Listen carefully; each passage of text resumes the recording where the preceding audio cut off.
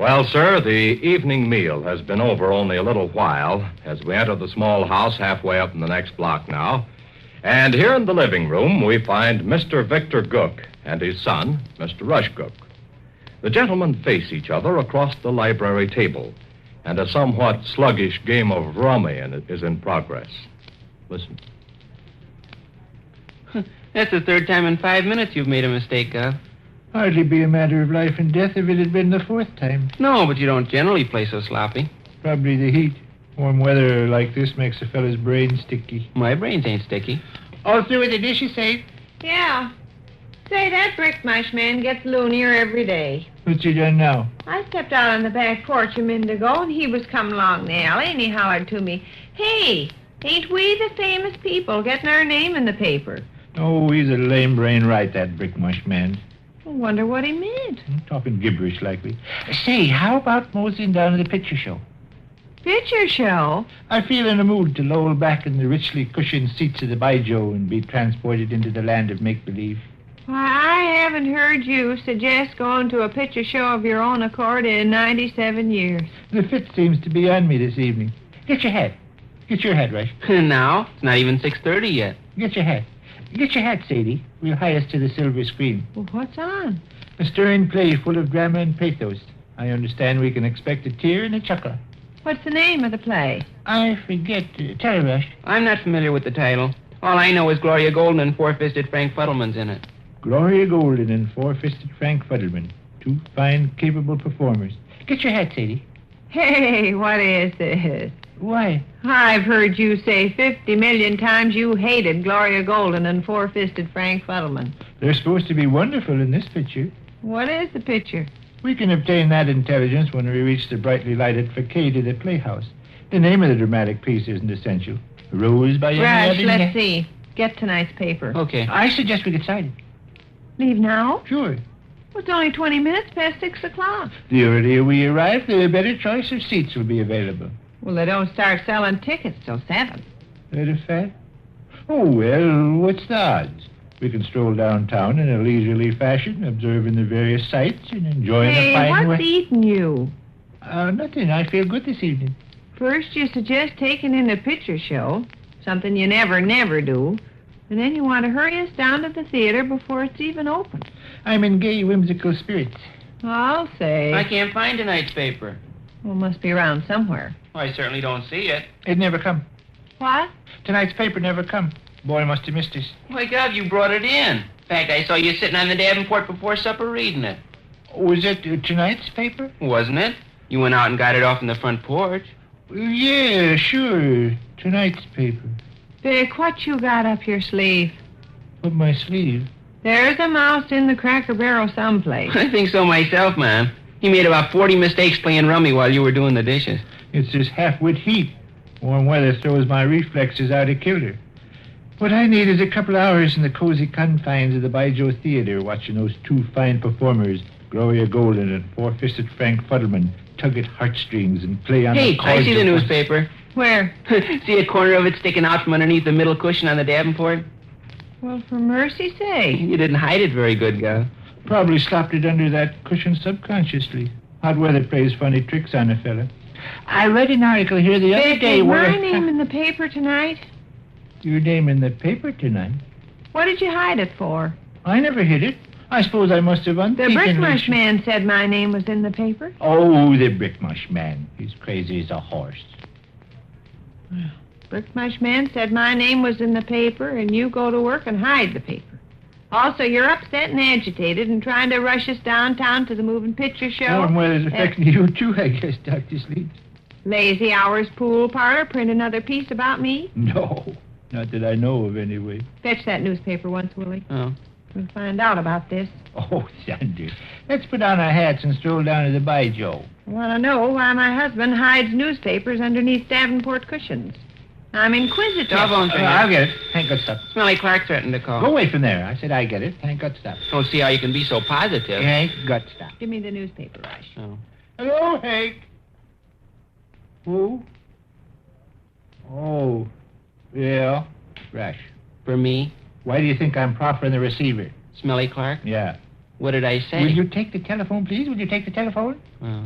One occasionally fears for the strength of one's little son's mentality. Oh, there, Smelly. Fine, thanks. And yourself? Glad to hear it. Who snipped this chunk out? Huh? Got no plans whatever for tonight, Smelly. You take scissors and snip this piece out of the paper? Let's see one. Sounds as good as anything else. Yeah. Uh-huh. Well, what a strange thing. You do it. I beg pardon? You take scissors and snip out this piece. Let's see it then. Count me in, Smelly. Sure. You bet. In about 20 minutes? Okay. This is a strange thing. Isn't it? No, I didn't, Smelly. Really? Okay, I will. Uh-huh. Well, I'll see you in about 20 minutes. Okay, fella. So long. Smelly Clark and myself are going down to the YMCA after a bit and watch the fat men play handball. Produce the clipping, Vic. Clipping? I want to see the article you snipped out of this paper. Your name did appear tonight, Ma'am. I know it did. Smelly Clark just now mentioned it. What'd he say? He just said he saw my mother's name in the paper was all. Produce the clipping, Vic. Oh, heck, Sade. You're the darndest person. Produce the clipping. Produce the clipping. Okay. I'll make a clean breast of it. You better. Don't amount to nothing. Lazy hours, pool parlor, print an article about me eating 9 saucers of coleslaw? No. Well, what then? Oh, darn guys at Chicago Lodge headquarters slipped up. How you mean? They released some material without permission. What material? What material? Remember last week you were offered an honorary position with the lodge and you didn't see fit? No. You didn't see fit? Not that dandy old grandmother trash. Well, it wasn't my fault, kiddo. I never give anybody Tonight's permission to paper print had an article about me being dandy old grandmother to the lodge. You couldn't hardly call it an article. It wasn't much more than an item. Simply stated that Mrs. V. Everybody that subscribes to the newspaper is reading about me being dandy old grandmother in the lodge. Not dandy old grandmother. The title is grand old lady. And it don't amount to... Produce the clipping. Say, please get it through your noodle. Hurry up, produce the clipping. I want to read about me being wonderful old great-grandmother. Here's what happened. I never answered headquarters letter, so they took it for granted that you accepted the honorary... Does it tell about my snow-white hair and tottering footsteps? I don't think so. Produce the clipping. I admit it was a sloppy way to do business, and I mean to mail them Chicago halfwits a scorching letter and tell them... Tell about my sweet wrinkles and furrowed brow and trembling hands? Kiddo, you make too much over there. Produce the clipping. As a matter of fact, your friends will rejoice to hear that you've been appointed Grand Old Lady of Drowsy Venus Chapter. And I'll bet you $8 you'll receive congratulations. Step next door and borrow Donahue's paper. Okay. Right now. Okay, I'll go. wait a second. Don't wait a second. I got the half-wit clipping. Where? Pants pocket. Oh, whip it out. Such rumpus and confusion. Oh, say. We're going to see a real good handball game tonight. Fat men will be so hot and feverish. All right, read it. No. Go ahead. Headquarters of the National Brotherhood, the Sacred Stars of the Milky Way, have named Ms. V.R. Gook of Virginia Avenue as the Grand Old Lady of their local unit, the Drowsy Venus Chapter. Is that all? Mm. I say, is that all? Mm. Read the rest. Read the rest. Ceremonies will be held in the near future, during which tribute will be paid to Ms. Gook's snow-white hair and sweet wrinkled face. The mellowed wisdom of old age will be glorified, and Mrs. Gook's feeble, tottering footsteps. Go on. I'm going to the show. What? I'm going to the picture show. You're going to the picture show. I'm going to the picture show. Now, by myself.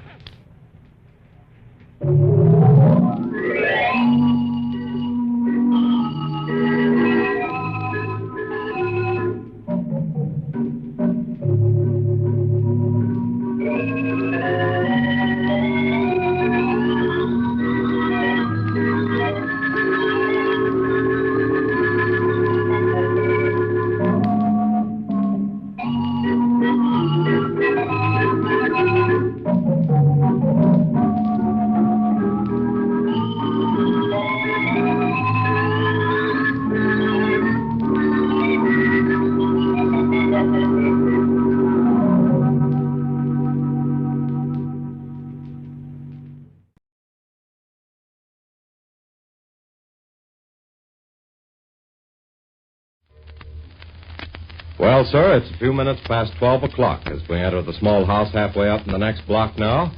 And here in the living room, we find Mr. and Mrs. Victor Gook and their son, Mr. Rush Gook. Since our friends aren't in the kitchen partaking of their noonday meal, it's our immediate surmise that the meat's not done, which is exactly the case. Let's listen to the conversation. While I'm waiting for the meat to get done, Dr. Sleech, you may hand me the sheaf of letters, postal cards, and telegrams that arrived this morning. None come. Anybody get any mail? I got a letter. From Yuncy again. Third time I've heard from her in 2 days. Yuncy is an indefatigable correspondent. Yeah, and the child's got nothing to say. The letter that come this morning is just a half a page of chitter-chatter. Trot out on the buffet and get it, Willie. Oh. It's a waste of good stationery and postage stamps. Funny little kid, Yuncy. Is she going to pay us a visit this summer? They're not sure yet. I very much doubt it, though. You answer this, Mom? What? You answered this letter, Yuncy? No. Miss Heddle's dropped in a few minutes this morning. Oh, she? Fine. What's new on West Monroe Street? Nothing in particular. You say you haven't answered this letter of Yuncy's yet, Mom? No, it only arrived half an hour ago. Shall I get your fancy writing paper and purple ink out of the library table drawer so you can answer it now? Why should I answer it now? You always make me answer Yuncy's letters as soon as they come. I'll handle my correspondence, thanks. No, but if you'd care to dash off your reply right now, I could drop it in the mailbox after dinner. I said I'd handle my correspondence, thanks. Oh. You want to hear a very important letter, Vic? Yeah. You don't hardly say a thing. Dearest Aunt Sadie, I received your beautiful letter and was so happy to hear from you. I answered the first 2 letters she sent. Ain't you going to answer that one? Getting to be a nuisance. Is it? I'm astonished that thought didn't occur to you when you made me. A person could slop out postage stamps by the bushel, keeping up with silly little kids. She says here, Dearest Aunt Sadie, I received your beautiful letter and was so happy to hear from you. Wasn't anything beautiful about my letter. It was only a note, a half a page long, acknowledging her note. And was so happy to hear from you. We are in good health. I suppose Uncle Victor is busy in his office as usual. Tell him hello. I am very much afraid I won't be able to visit you this summer, but still I'm not sure about it. You were awful nice to invite me. How is Rush feeling? I expect he's enjoying the warm weather. Well, Aunt Sadie, I guess I will close. Your affectionate niece, Yuncy. An intensely human document. Uh-huh. One senses an undercurrent of sheer beauty. Yeah. Good. Well, Mom's answering Yuncy. I'll take you on in a game of rummy. What you mean while Mom's answering Yuncy? Well, you are going to answer her, aren't you? Well, don't you think that's pretty much for me to decide? But gosh, when I get a letter from Yuncy, you make me sit right down and reply without a second's hesitation. You say it's the only polite thing to do. You say That's all right, what I say. You might understand that the left sock won't go on the right foot and vice versa. You might understand. Oh, talky talk and axe some grease. I'm going out and see how my meat's coming along. Lean over and whisper in its ear, Sadie. Tell it to get tender. Uh-huh. Your papa is a hungry man. Yeah. Why do you titter, giggle, wink, and grimace? A deep, dark plot has been hatched. That's so? Yuncy's given Mom a taste of her own medicine. How you mean? She's writing her all them letters on purpose. With what object in view? Well, you appreciate what the situation's been. Uh-uh. Oh, sure you do. Yuncy writes me a letter. As soon as it arrives, Mom forces me to drop whatever I'm doing and reply. When my reply reaches Carberry, Aunt Bess forces Yuncy to sit down and answer. And I have to whip out an answer to that answer without letting any grass grow under my feet. Then Yuncy has to answer that answer, and so on. A vicious circle. Yes. Well, whose idea was it? Yuncy. Pretty smart of her, huh? I guess so. She's going to bombard Mom with letters. How long you suppose Mom will answer them? Couldn't say. She's sick and tired of it already. Hear what she said a minute ago? No. Getting to be a nuisance, she said. And she's only replied to 2 letters. I've replied to about 100. See, she never realized before what a burden me and Yuncy were carrying. Why, holy smoke. There for a while we were writing back and forth as often as 3 times a week. You were yoked miserably together with chains of loathsome correspondence. Exactly. I had nothing to say to Yuncy. Yuncy had nothing to say to me. Yet our mothers made us keep up this feverish exchange of letters. Why, I got so I'd wake up in the middle of the night, trembling with A anxiety. few more minutes, fellas. Did you whisper in the meat there and tell it to get tender for good old Vic Gook? Yeah. It's dandy. I look forward to the moment when I can tuck my napkin under my chin and gaily flourish my knife and fork. We're running short on purple ink, Mom. Maybe I better drop in at the drugstore this afternoon and buy a new bottle. No. I expect you're in pretty much of a hurry to answer UNC's letter. Rush, what is this nonsense?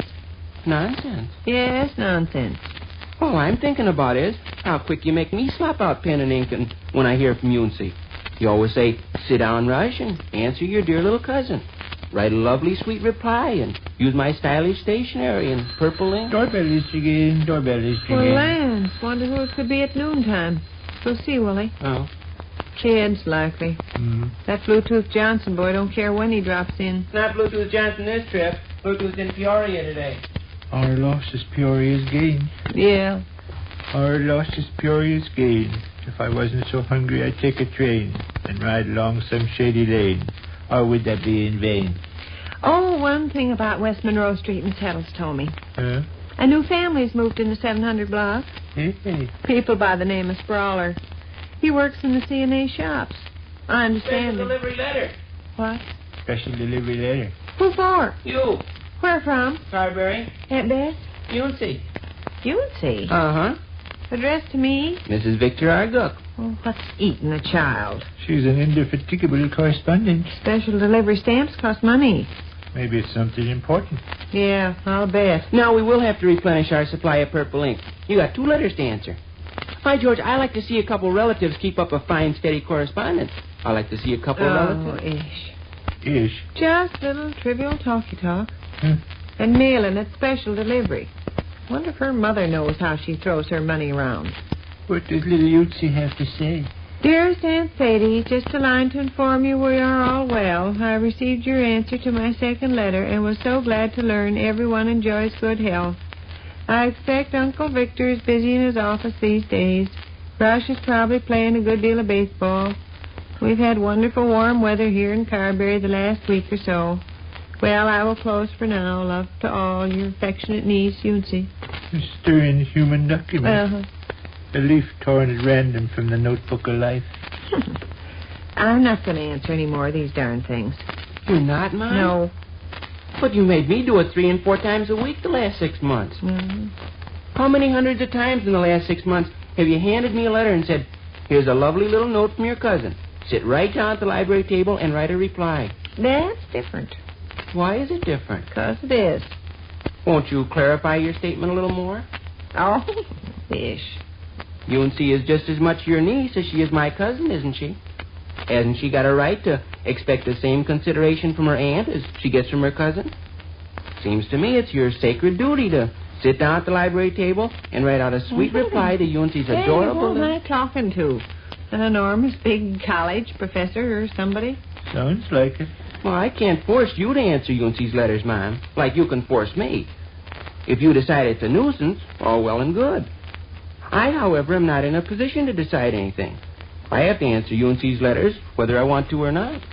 I'm a little tired of this subject. Mom, I received a letter from UNC the day before yesterday. Well? I haven't answered it yet. Well? Do I have to answer it? I don't care. You don't? No. That's all I wish to know. I believe a sad, miserable chapter in my life has been closed. Highsy-tighsy.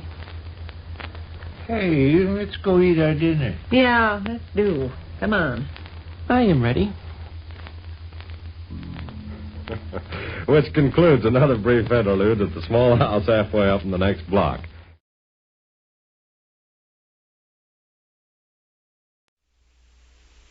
It's been over only a little while as our scene opens now. And here in the living room of the small house halfway up on the next block, we find Mrs. Victor Gook and young Mr. Rush Gook. Mother and son are seated side by side on the davenport with sections of the newspaper. Rush is speaking at the moment, and we hear him say, Article here about YIIY Skeeber. Yeah, I saw it. YIIY Skeeber returned yesterday after a business trip. I said I read that. Oh. Got a dear old chum, Stacy Yoff, gets his name in the paper. Yeah. Stacy Yap, a barber at the Butler House Hotel Barber Shop, is making plans for an extended visit in Prowler, Michigan. Mr. Yap expects to spend 6 weeks... I read that, Mom. Quit interrupting the person. Fishing in the waters of the Greasy Indian River. He will be accompanied by his cousin Alfred Gugler of New Auburn, Wisconsin, and his uncle Harry Soon of West Platte, Kentucky. I read that. Well, so which? Hi, where you been? Over in Charlie Razorstrum's backyard. We discussed this, that, and the other thing. You got any plans on the docket for this evening? Why? I have a little job of work to get out of the way. What's that? The Central New York office is getting out a little book, Who's Who in Kitchenware. My name is to be included. They want me to send them a brief sketch about myself. Oh? You know, just a dozen lines or so. Uh-huh. But I want them to be good lines. Oh. Really quite a ticklish assignment. I want to be modest, of course, but not too modest. Uh-huh. You don't want to start out. Mr. Victor Gook is the smartest and handsomest man east of the Mississippi. No. Or Mr. Victor Gook is a shining example for every American boy to follow. No. Where'd you get that? Third Lieutenant Stanley is a shining example for every American boy to follow. Says so in the front of every book. Says Third Lieutenant Stanley is a shining example for every American boy to follow. I felt quite pleased and gratified when I learned I was to be included in the book. Uh-huh. Who's Who in Kitchenware. Real nice. Steve Chessbutter wasn't included, and neither was Ike Niesuffer. Well. How would be a good way to begin my little sketch about myself? Oh, Victor Gook was born in 1800... I wanted to start out colorful. Huh? Grab the reader's eye, don't you know? Lightning flashed and thunder howled as Mr. Victor R. Gook first saw the light of day. He was born in a log cabin in the Blue Ridge I Mountains. want it to be true, of course. Oh. How would be a good way to start out, say? Oh, you were born on such and such a date in such and such a place. Well, basic facts like that will be incorporated naturally, but what I'm after is a sock. Stock. An opening with punch. We memorized a couple paragraphs out of a biography of F. Dodson Gitch I bet you could use, Kyle. Who's F. Dodson Gitch? First superintendent of schools this town ever had. How'd his biography go? Let's see if I can remember it. F. Dodson Gitch. The name itself is music. Yeah. Too beautiful, too beautiful, too beautiful. Yeah. Well, you wouldn't say that about yourself. Well, maybe not in exactly those words. Sounds so braggy. Not necessarily. Victor R. Gook. The name itself is music. Too beautiful, too beautiful, too beautiful. You don't call that braggy? Well, nobody will know I wrote it. Well, the fellas that print up the book will, won't they? Oh, sure, but they don't count. The public won't know. Oh, I think I'd just say Victor Gook was born in such and such a place on such and such a day, and like that. Oh, no, sock. Victor R. Gook. The name itself is music. Oh, ish. Of course, I might start out with some arresting and eye-opening phrase like, hold on to your hat, folks. Hold on to your hat, folks. Hold on to your hat, folks. Here's a name to make sluggards sit up and take notice. Victor R. Gook of plant number 14. Clear the track. Bring on the elephant. Don't jostle a guy why there's the slightest deviation of which might cause a daring performer to lose his life. Oh, why don't you just say you've been with the Kitchenware Company 9 years and like your work fine? Oh, no, sock. We also memorized a batch of junk about William W. Goldbeiser. Who's he? First mayor this town ever had. Oh, William W. Goldbeiser. How'd his biography go? William W. Goldbeiser was born in picturesque West Stackpole, Missouri. Hunting and fishing were his early enthusiasms, as well as the study of American history, arithmetic, and grammar. The young Goldbeiser loved all outdoor sports and was I proficient. prefer the other. Yeah, I do myself. F. Dodson Gitch. The name itself is music. Too beautiful, too beautiful, too beautiful. That's got sock. It's got ridiculousness, too. Another device to grab the reader's attention is to start out humorous. Pat and Mike were two Pullman porters. Begorra, says Mike, in the top of the morning to ye spalpeen. What was I No, to like you? this. Do you boneheads know a horse thief by the name of Vic Gook? Well, sir, the perch-snapping old cattle rustler is just about the niftiest old chief accountant in the whole Consolidated Kitchenware outfit. Oh, Lance. Wouldn't you want to read a sketch that got off to a flying start like that? No, Why not? because I think it sounds silly. You think it sounds silly, George? No, not especially. Another device I'm considering is the manly, virile, red-blooded approach. Chain up your bulldog, stranger, and come out from behind that tree. Victor R. Gook, Plant 14's husky chief accountant, wants your attention, and he's a bad hombre when he's crossed. No, but all kidding off to one side, partner. Shake hands with about as capable a kitchenware man as ever come on down the pike. See, this Who's Who in Kitchenware book is entirely Amend the proposition. How about beginning with a description of yourself, Gus? Yes, I've thought of that, too. Weighing around 165 pounds and standing 5 feet 9 3/4 inches in his stocking feet. Victor Well, here R. was my idea. Oh. Victor R. Gook is strictly a businessman, but he finds time for light-hearted moments. His sturdy laughter rings out bold and merry. Oh, now, hey. No, now wait. His sturdy laughter rings out bold and merry. Ha ha ha ha. Ha ha ha ha. Ha ha ha ha. Ha ha ha ha. Oh, Vic, for goodness sake. You don't care for that? No, I think it might be very effective. I don't. Don't hurt to try out different ideas. I don't want to send in anything shabby for my biography. Don't forget this Hulu book will have a wide circulation. Mm-hmm. Go into thousands of homes. Mm. You'll probably want to give Bess and Walter a copy. And Fred and Ruthie. Oh. Did you fancy that last effort, Balloon Ascension? Well, yes and no. Victor Gook is strictly a businessman, but he finds time for light-hearted moments. His sturdy laughter rings out bold and merry. Ha ha ha ha. Ha ha ha ha. Ha ha ha ha. Ha ha ha ha. Oh, mercy, Vic. Well, it don't hurt to experiment. You could experiment, Gus, by putting the shoe on another foot. How? Instead of happiness, you could make it sadness. Victor R. Gook is strictly a businessman, but is often very dismal. You're being funny now, aren't you, dear? I'm helping you experiment. Well, let us not allow our experiment to enter the realm of the idiotic. Oh. How'd that opening of what's-his-name's biography go again? If Dodson Gitch? Yeah. If Dodson Gitch. The name itself is music. Too beautiful, too beautiful, too beautiful. It's got stock and no mistake. If Dodson Gitch. The name itself is music.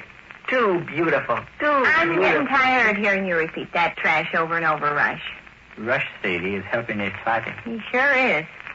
Here's another angle scrub bucket. Oh. Brother, have you bumped into old Vic Gook in your travels? Brother, you'll find the center of gun at plant number 14. Brother, if you think you know somebody that understands kitchenware, put him up alongside this Weisenheimer. Brother, old Vic Gook is up to snuff in the bookkeeping line, and don't you forget it, brother. And, brother, you can put that in your pipe and smoke it, brother. Uh-huh. You like it? Yeah, but I still like the other better. Victor R. Gook. The name itself is music. Too beautiful, too beautiful. I'm going out on the front porch. Are you? Yes. We will be desolate. I hope you hit on a satisfaction. Telephone ringing. Answer it. Most likely there's smelly cracker burning pickles. Could be Miss Dembar. I'm wondering about 500. Hello? Hello, Miss Dunbar. You feel that card? Just fine day. Okay. Invite him here. Yes, just 1 second. Okay. Card game interfere with your biography? No special rush about my biography. Hello there, lady. No, not a thing in the world. Just sitting around with our teeth in our mouth. Wonderful. Well, look, come here. All right. Going to speak to Fred. Means a trip to the drugstore for you, Willie. Oh. Ice cream and salted peanuts. Oh. Vic, you'll have to get a chair and put a new electric light bulb. It's high. Elegant. All right, grand. Well, come skipping right along. All right, lady, we'll be looking for you. All right. Goodbye, Ruthie. Yeah, you'll have to get a chair and put a new electric light bulb in the center socket. Burn out.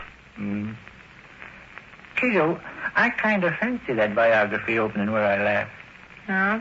Victor R. Gook is strictly a businessman, but he finds time for light-hearted moments. His sturdy laughter rings out bold and merry. Ha, ha, ha, ha, ha, ha, ha, ha. Yes, I'm going out on the front porch till Fred and Ruthie come. splendid. Give Willie money for ice cream and salted peanuts. How soon is our company coming? They're leaving in half an hour. I'll get paper and pencil and see if I can't cook up my sketch in that half hour. Do that. That F. Dodson Gitch opening suits me about as well as anything. If Dodson Gitch. The name itself is music. Too beautiful, too Say beautiful. that till I get outdoors. What? Give me a chance to get out of earshot before you start that trash again. Bunk. Oh. Rish, Oh. say it using Victor R. Gook. Okay. Victor R. Gook.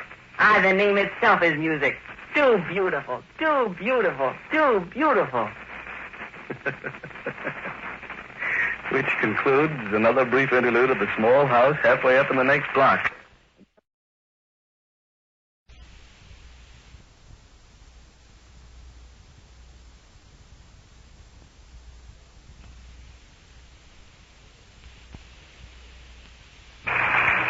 Well, sir, it's late afternoon as our scene opens now.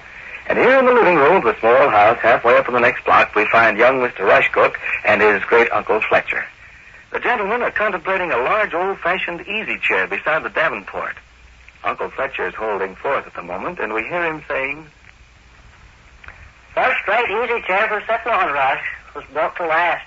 I've had it 20 years, and it's good for 20 years more. Looks comfortable, all right. Sat on it once. I have sat in it, Uncle Fletcher, several times. In your room over at Miss Keller's. Fine. No, I'll bet as many as 1,000 different people have occupied this easy chair at one time or another. I could name you all 50 or so without starting to draw breath. Sam Waters, Gus Hendricks, George Pulliam, I.D. Veach, I.D. Leach's brother Charlie, Herman Wilson, Curly James, Phil Knight, all three of the Henderson boys, Len, Paul, Emery, J.T. Bonner, S.C. White, all them fellas. Ed Luggers, Pat Beakley, Norris Speed, Harry Yap, John Sperling, and his cousin Pete from Quincy, Howard Green, W.A. Litch. I could keep it up for half an hour. I expect in 20 years that chair does see a lot of service. The Reverend G. Hauser Gull sat on this chair. Did he? Sat in this chair and changed his socks. Another fellow changed his socks in this chair was Aldo Mars. Mort Andrew, Larry McFitt, Ray Tweedy, L.H. Humperson, Eli Sarge, and R. Watson Booth. I think you've named about 50 already. Eugene Partlow sat in this chair. Eugene Partlow run for coroner and got beat. Run for alderman and got beat. Run for county clerk and got beat. Run for deputy sheriff and got beat. His great ambition was to run for mayor and get beat. You realize that ambition? He realized that ambition. He run for mayor and got beat. Your mother sat in this chair when she was little. You home, Ron? Here's Mom now. Hi. Hi. Who's in there with you, Uncle Fletcher? Yeah. Hello, Vic. Hello. It's Mom. Fine.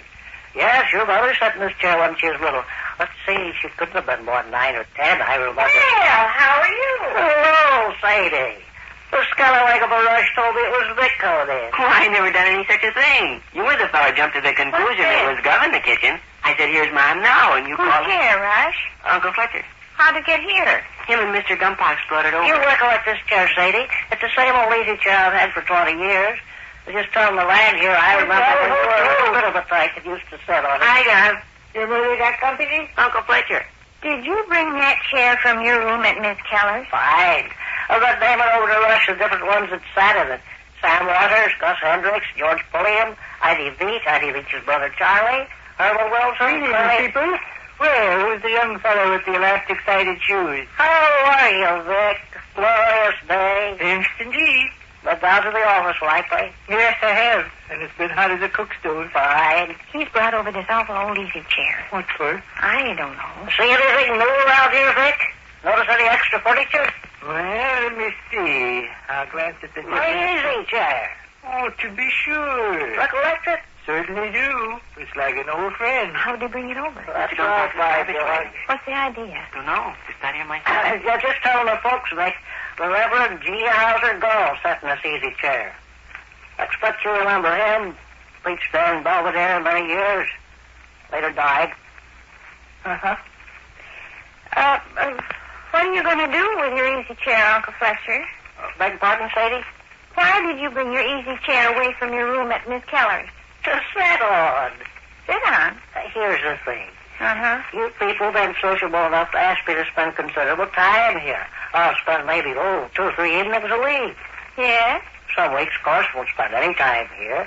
Other weeks, I'll maybe take as many as 4 or 5 meals with me. Uh-huh. So I figured this way. I have got 2 easy chairs in my bedroom. Why should I wear out Sadie's furniture? Oh, no. 2 easy chairs in a fellow's bedroom makes too many easy chairs. You'll see my bedroom, Sadie. Small. I don't complain about that because I like a small bedroom. But you take a small bedroom the size of mine and 2 big easy chairs clutters it up to where a man has to scratch around for elbow space. But, Uncle Fletcher, I'm afraid... So I figured this way. I spend considerable time at Sadie and Vic's. Why should I wear out their furniture? Why not take the strain off my bedroom, take my extra easy chair over there and keep it there? No. So Gumpox my idea, and he offered the use of his garbage wagon to haul it in right off the bat. Uncle Fletcher, listen, I appreciate... Perfectly all right. No, but my living room just won't accommodate Perfectly anyone. all right. Perfectly all right. Let's say no word. Well, let us say another word, Vic. Okay. One easy chair will fill those bedrooms and half easy chairs. You're welcome to the use of it when I'm not around. You and your friends consider it wherever you take the notion. Bluetooth Johnson consider it, Rush. Fine. Bluetooth's a good boy. Uh-huh. I feel well paid on my side, Sadie. Bringing my easy chair over here gives me more elbow space in my bedroom. And on top of that, I like the feeling that I'm wearing out my own furniture instead of yours. No, but the point is, Uncle Fletcher, this living room can't accommodate anymore. Well, yeah, that. Works out to where everybody benefits. Explain to him, Vic. We're pleased and grateful for your thoughtfulness, Uncle Fletcher, and we... Ladies, endorsements if you want. Keep it polished up if you feel like it. But don't bother with any thanks. Rush and like Smelly Clark to sit out next time he's over visiting. Okay. Smelly's a good boy. Yeah. Well, I can't have that thing in my living room. We'll tell him. Uncle Fletcher, I guess you weren't listening a minute ago, but I started Oh, to say... heavens and there's thing. I'll bring over the doilies that go over the back one of these times. Huh? What do you call those doilies that go over the back of easy chairs? Andy McCaster. Uh-huh. I've got several at home. Handy things. What about you take some fellas, their hair's oily. Oh. These spots on the back of your easy chair. Mm-hmm. I got several of those plates. Some of them's decorated with embroidery. Bright sayings worked in the material, you know. Please be seated. Hello there, George. Rain or shine, you'll always be mine. By thy rivers gently flowing, Illinois, Illinois. All such as that. Goodness, goodness. Oh, Sadie, as far as the easy chair goes, it's a matter of you scratch my back and I'll scratch yours. In the first place, the half-wit easy chair clutters up my bedroom. In the second place, I want to feel like I'm wearing out my own furniture instead of my niece's. And in the second place, I like doing folks favors. And in the second place, everybody benefits. Rush and like Leland Richards sit down next time you visit. Okay. Leland's a good boy. Uh-huh. Eugene Partlow sat down this easy chair one time, Dick. Did he? 20 minutes or better. Probably you remember Eugene Partlow. No, don't believe so. Runs for corner and got beat. Uh-uh. Eugene Partlow runs for corner and got beat. He ran for alderman and got beat. Run for county clerk and got beat. Run for deputy sheriff and got beat. Huh? His great ambition was to run for mayor and get beat. Did he make the grade? Made the grade with flying colors. In the year 1896, Eugene Partlow ran for mayor and got beat. Later died. Later died. Inspired in a peculiar way. Oh, my. It was a hot afternoon of August, 90 degrees in the shade. Eugene Partlow drank a tin dipper full of ice water. Ice water made him feel chilly inside, and he drank a tin dipper full of hot water. Hot water made him feel warm and uncomfortable, so he drank another tin dipper full of ice water. Well, the same thing happened again, and he took more hot water.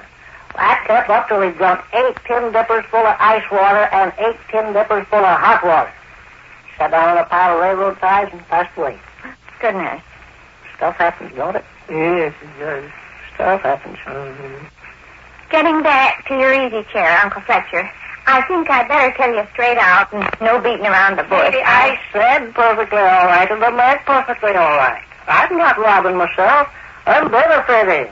Vic, you talk. I don't see how I can do any better. Sam Waters, Gus Hendricks, George Pulliam, I.D. Veach, I.D. Veach's brother Charlie, Herman Wilson, Curly Jones, Phil Knight, all three of the Henderson boys, Len, Paul, and Emery, J.T. Foner, S.C. White, all them fellas. Uncle Fletcher, Ed Pat Beakley, Noah Spence, Harry Yap, John Sperling, and his cousin Pete from Quincy, Hard Green, W.A. Litch.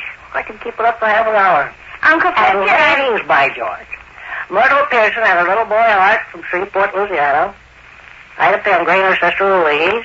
Edna, Irene, Dorothy, and Elizabeth Gahuni. Eula Keeble, Esther Lunch, Martin Squirrel, Martha, Eulabelle Marion, Uncle Fletcher, look, Wanda Garvis, and Susan Feet. Mrs. R.K. Youngwood. Mrs. F. Kilgore Dopp. Mrs. George H. Cunningham. Uncle Fletcher, please. Beg pardon, Sadie? You mean just splendid bringing your easy chair here, but I'm afraid I'll have to tell you it just don't suit my living room. Why? See, we got one easy chair already. Uh-huh. And if we had another one, it'd make 2 easy chairs in the same corner because there's no place else to put a second one. 2 easy chairs in the same corner. Right. And on top of that, your easy chair don't go with the rest of my furniture. Yes. No, I meant what I said, Sadie. No strings attached. Sit in it, use it, put it wherever you want to. I'm not robbing myself. I'm benefiting the same as you people are. I'd give up, kiddo. I can't give up. The Reverend G. Hauser Gull sat on this chair one time, Vic. Is he? The Reverend G. Hauser Gull sat in this chair one time for about 20 minutes. Like where you heard him preach there in Belvedere. Preached a good many years there in Belvedere. Later died. Later died. Which concludes another brief interlude at the small house halfway up in the next block. And there we leave Vic and Sade until the next time.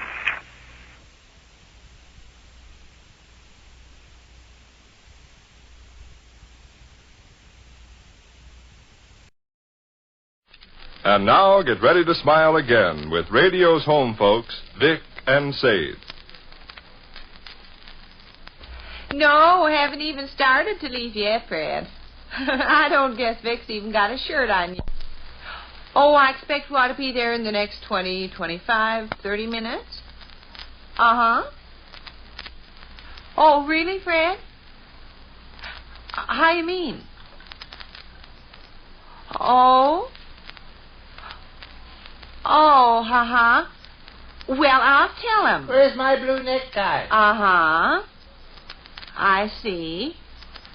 All right, I'll tell him. Sade? She's talking on the telephone. Where's my blue necktie? Just a second, Fred. What's the commotion? Gov's hollering for his blue necktie. It's in your left-hand dresser drawer. Well, what's it doing there? I keep my neckties on a rack in my clothes closet. I pressed it this morning. I bet that remark took the teeth out of Gov's fury. Yeah, I bet it did. Sorry, Fred. Had to holler to Vic upstairs. Yeah. All right. Goodbye, Fred. You're especially invited to come with us. Am I? Mr. Stambottom said to bring you if you weren't busy otherwise. Probably just politeness. No, he made a particular point of it. Wouldn't be surprised but what they lady in extra ice cream and salted peanuts. I'm no good at you people's card parties. I'm not allowed in the 500 game. I'm not even encouraged to take part in the conversation. Only thing I can do is fish a book out of the bookcase and lay down on the Davenport and read. Well, suit yourself about it. Believe I'd rather go over to Vernon Pickle's house. Suit yourself. My abject apologies, Dr. Sleech. Did you find your blue necktie? Yes, and I feel like a cat in a feather. Here I was screaming and bellyaching about my blue necktie, and all the while my dear little wife had ironed it and laid it away neatly in my dresser drawer. It's all I can do to hold back the bitter tears of remorse. I'm a brute and you're an angel. Sure. Who's on the telephone? Fred. Oh, by the way, Willie, before I forget, trot out in the cellarway and get Gov's overalls. Overalls? Fred said to bring them along. What for? I imagine it's mostly nonsense. Why? He was laughing so hard he could hardly speak. Reconstruct the conversation. Well, let's see. He said... Vic and I are going to change the tires on my automobile? No. Well, that's what he said the last time he asked me to bring my overalls over. No, it wasn't anything about his automobile. I think it's just some comical horseplay. He was laughing his head off. You asked him why he wanted me to bring my overalls over, I suppose? Yeah. What was his rejoinder? Before we start the 500 game, your old man and myself are going to sneak off down cellar a few minutes and knock out the partition between the coal room and the fruit room. Fresh. Yeah? Instead of trotting to the cellarway and fetching my overalls, you will oblige Papa by stepping upstairs and fetching my easy slippers. What's the idea? I'm staying home is the idea. How you mean? I mean what I say. Sneak off down cellar a few minutes and knock a petition, huh? He was laughing, Vic. Yeah, I bet he was. That big slob. Well, you think he intends Of course. I can just hear him. Your old man and myself are going to sneak off down cellar a few minutes and knock out the partition between the cold room and the fruit room. A few minutes, huh? That petition is concrete. That big baboon invites a guy to his home to play cards and tries to squeeze 5 or 6 hours of hard labor out of him. Mom, that explains why I was invited. Huh? You said Mr. Stambottom particularly urged me to come along. Yeah. He can use another strong back and weak mind. Fathead. Well, Vic, we can't just not go. I beg to differ. He laughs so hard. And while he's laughing so hard, it is my sincere wish that he chokes. But from the way he talked, it was my kind of halfway impression he meant you two fellas were going to skip skip down in the basement and be gone a few little measly minutes and skip back up again. Well, you've been in Stem Bottom's half-wit basement, Sade. You're familiar with the partition between the cold room and the fruit room. It's concrete, ain't it? Could any two guys in the world knock out a concrete partition in a few little measly minutes? Why, it'd mean at least 5 hours back-breaking labor. Well, Fred certainly took me in. I expect you're right and all, but at the same time... Well, of course I'm right. My George, that big yap's got more crust than a horse. I know, Ruthie's got nothing to do with it. Skip down cellar a minute and knock out a concrete partition. They got in ice cream and salted peanuts. Ice cream and salted peanuts are a rich prize to dangle in front of a guy's eyes. But there's not enough ice cream and salted peanuts in the country to buy 5 hours of hard labor off in me. Well, what did I better do? Telephone? Yeah. Call up Stem Bottom and tell him to hurry over here with a shovel, because we're going to have a high old time digging a 50-foot well. And as soon as we get through, everybody gets a cold-boiled potato. I have to give some excuse to Ruthie. I'm sick. What? Till Rush suddenly fell ill. The poor little chap out of a clear sky started to babble. And you took my temperature, and it was 111, by George. And the doctor's here now, and Vic's sitting in a corner with his face in his hands, and several trained nurses are coming by fast automobile. Oh, Ish. Look, I believe I'll call up and talk to Ruthie herself. I'll ask her right straight out without any shilly-shally if Fred actually means he wants Telephone's ringing. Telephone's ringing. It's good old Fred. Oh, by the way, Sadie, tell Vic to bring a pickaxe. We're going to have more fun in the circus tonight. We're going to rip the shingles off in the roof. Hello? Oh, yes, Uncle Fletcher. Fine, thank you. He's well. Yes, and Rush, too. He's a good boy. Why, just a second, Uncle Fletcher. Wants to come over this evening. Good, great, elegant. There's an out. If we got guests, naturally we can't leave. But we already accepted the 500 invitation. They'll smell a mouse. Let 'em smell a mouse. Let 'em smell an elephant. I'll talk to Fred. I'll fix it up. All right.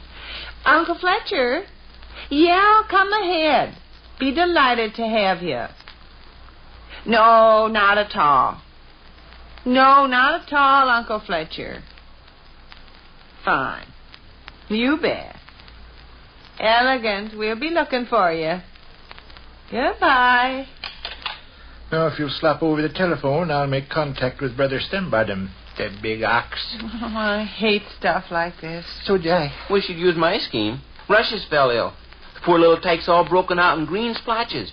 His tongue lolls out of his mouth. His eyes are glassy, his throbbing pulse... I'd appreciate silence for a moment, Eggo. Oh. 2572X, please. Yes. Hope it's Fred answers. Otherwise, it'll be embarrassing. Poor Ruthie got in ice cream and salted peanuts and everything.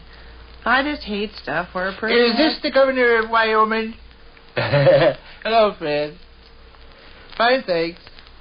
Say, Fred, here's the situation. There's a wrench in the machinery. Well, it seems Sade's uncle's looking in on us after a bit. Yeah, you know, Uncle Fletcher. Yeah. Yeah, that's right. So here was my idea. Instead of us coming over to you guys' house, how about you guys coming over here? I hate stuff like this. Just hate it. Oh, really, Fred? Is that a fact? I see. Well, in that case... Yeah. Well, in that case, Fred, it looks like we can't get together at all. No, I'm sorry, too. You bet. Oh, well, plenty other evenings. You bet. You bet, Fred. Okay. Bye, Fred. Not coming, huh? No, that big hyena. What'd he say? It was just like I figured. He's going to tear out his half-wit concrete petition. He planned to shove a bushel of back-breaking labor off on a poor lug he invited to his home to play cards. What'd he say? Couldn't he leave his petition go till some other night? No. Why? Because he's got a couple of guys from the foundry dropping in after a while. Oh, to help him knock out the partition? Yeah. Huh. Satisfied now? Fred is a baboon, ain't he? Is Fred a baboon? Yeah. Let us all take pen and ink and write on the inside of our hat, Fred Stembottom is a baboon. A big baboon. Poor Ruthie. Got in all that ice cream and salted peanuts. Those big bruisers from the foundry can devour him. Side saddle, old chicken liver. Yeah? Cut upstairs and fetch me down my easy slippers. Which concludes another brief interlude at the small house halfway up in the next block.